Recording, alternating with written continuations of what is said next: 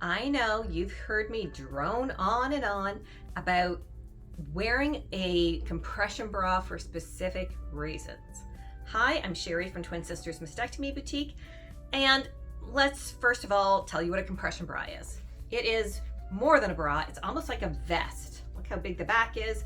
When you put this on, it actually sits a little bit shorter, it doesn't really come down to your waist, but it comes under the bust area. And it gives you 360 compression, right? So around your entire torso, it feels like you are wearing a girdle for your upper body. Now, you should be wearing something that you can breathe in, like you don't want to be able to not breathe, but these come in different compression levels, light, medium, heavy. Or some healthcare teams can be very, very specific and say, I want exactly this much compression. And that's fine. We can accommodate everybody. But it can be very specific. And in some cases, compression can be by prescription only. Okay? So these are like serious pieces of medical equipment. Now, why do you wear these? Well, you would wear this perhaps after reconstructive breast surgery, whether you've had a mastectomy, an augmentation, something else, because it's going to help to move fluid out of your body instead of building it up. But yesterday, I had somebody in who had had a lumpectomy, which is a partial removal of the breast, and she was developing lymphedema in her torso area and her arm. So what is lymphedema? I'm not a doctor or a nurse, but my understanding is it's when lymph nodes are blocked because of damage, in this case surgery, and it can cause a buildup of fluid in the body. It's not being expelled, and that can be very painful. It can also be very disfiguring because your arms, wherever you have it, your legs, your torso can become very like swollen with all this fluid so that your skin is stretched really tight and it's painful. And you know, the worse it is, the harder it is to control.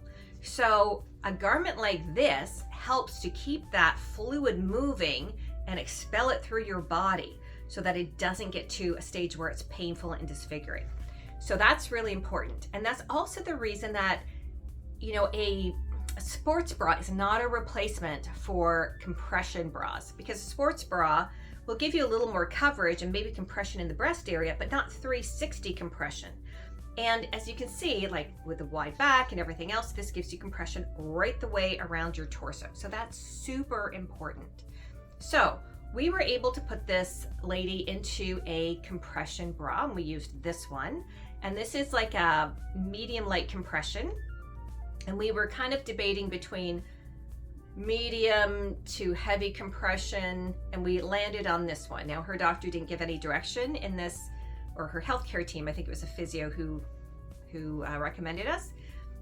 They didn't give any direction as to what level of compression that was needed, so I used my good judgment and experience. And she felt very good when she was wearing it. She's like, yes, I can breathe, I can still function, I would be able to sleep in this. And that's very important because you need to be able to live in it, right? With lymphedema, you're probably going to be wearing it 24/7 for a while, if not for longer. So you need to be able to function in it. So you know, it can't be so tight that you can't breathe and you can't eat and you know, no.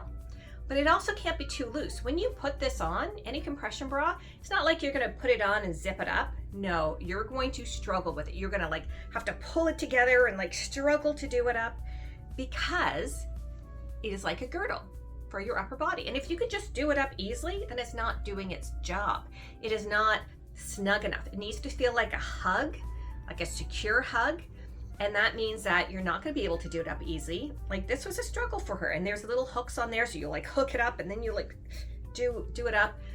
And that is by design. Okay, so if it does up like super easy for you, it's not the right fit. So work with your fitter, whoever that might be, somebody in the hospital, somebody in a medical clinic, in my case, mastectomy boutique, and get the right fit, because it's very, very important in managing your lymphedema and helping to control its progression, okay?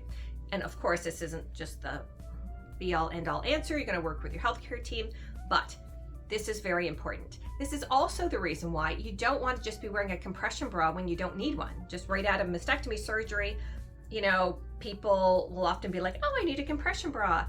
And I'm like, well, who mentioned that you needed a compression bra? Because, you know, if it's a doctor that said it, sure.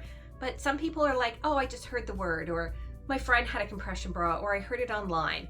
I even had a doctor say to me she needed a compression bra, and I was like, why do you need that? And she ended up not needing it. But she said, well, I did some research and a lot of people seem to wear compression bras. And in the end, she didn't need the compression bra, and we got her exactly what she needed. So, you know, it's overwhelming with all the information that you receive. So check with your healthcare team and let me know, did you wear a compression bra, or were you wearing a post-op bra? Were you wearing a sports bra? Like, what were you directed to do? Were you directed to get anything? And have you ever had lymphedema, and how are you managing it? Put that in the comments down below because we'd love to hear from you. Don't forget to like and subscribe, and we'll see you soon.